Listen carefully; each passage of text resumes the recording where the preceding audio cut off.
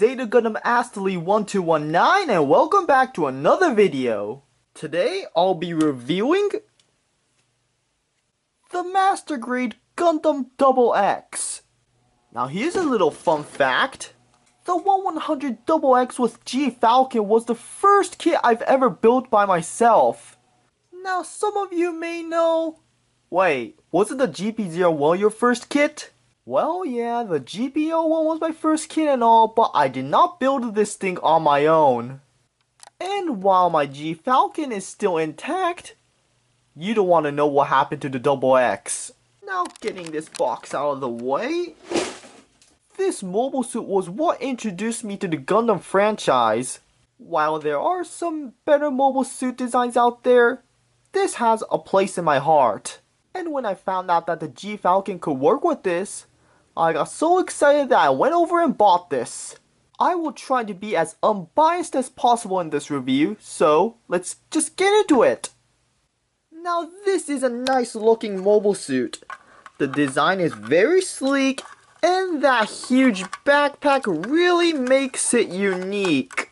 And while some of the marking stickers are really nice, the other ones are just average. And if you haven't noticed already, I painted the section under the green clear parts with a silver Gundam marker.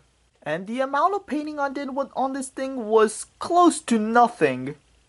There are also some really nice panel lighting opportunities on this thing, but not nearly as much as the old 1:100 scale Double X.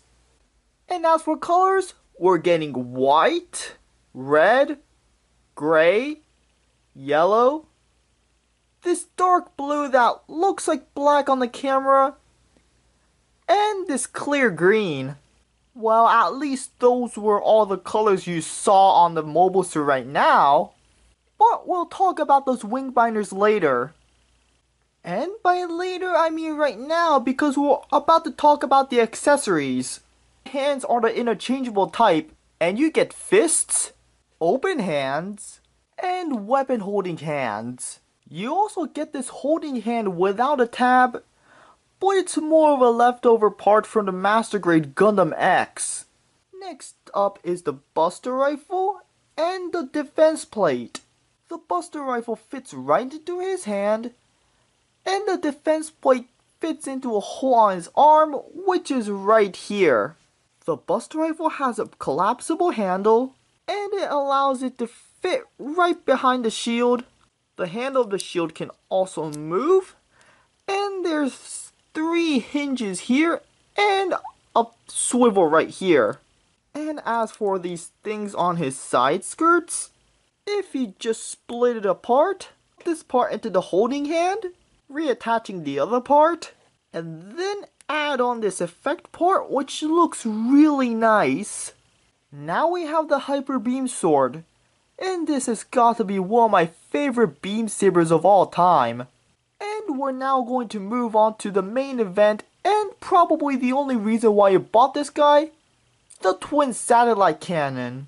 You simply flip these cannons up, push them down, fold out these wings like this, extend these cannons, pull out these scopes from the shoulder pads and then attach them onto the cannons. And after you flip out these reflector bits on the arms and the legs, the Double X is now ready to fire the twin satellite cannons. Some cheap gold is revealed, and as for the reflector binders, there's a super reflective paper on the bottom of that clear yellow plastic, unlike the chrome silver you see on the 1100 model.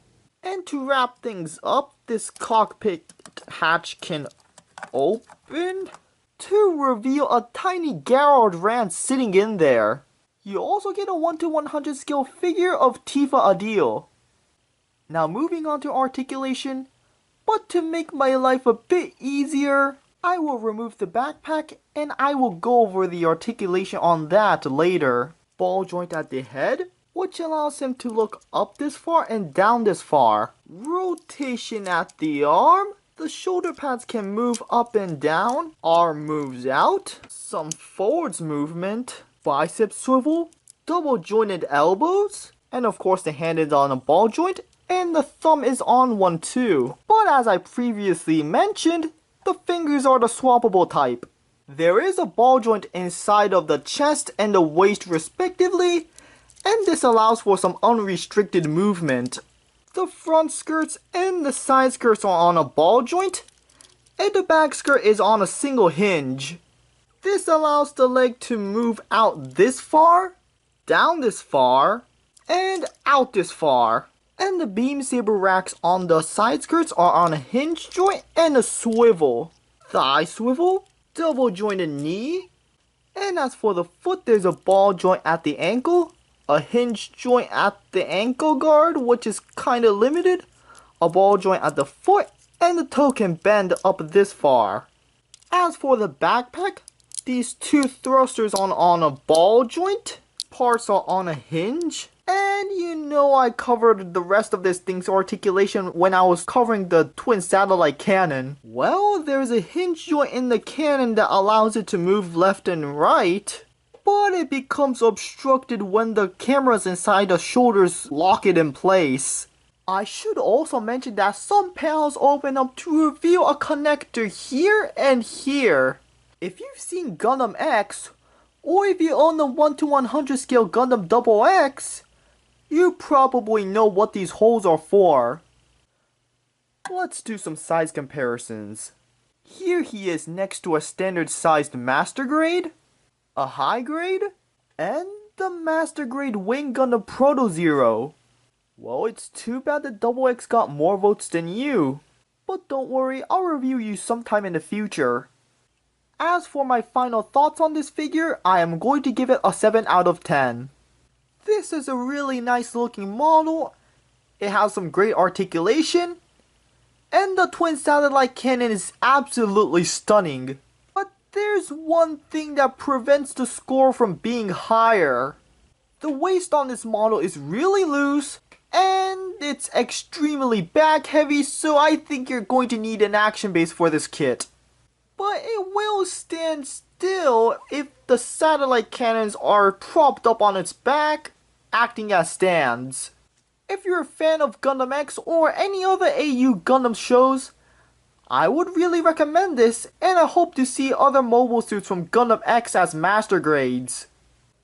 As always, be sure to like, comment, subscribe, and I'll see you next time!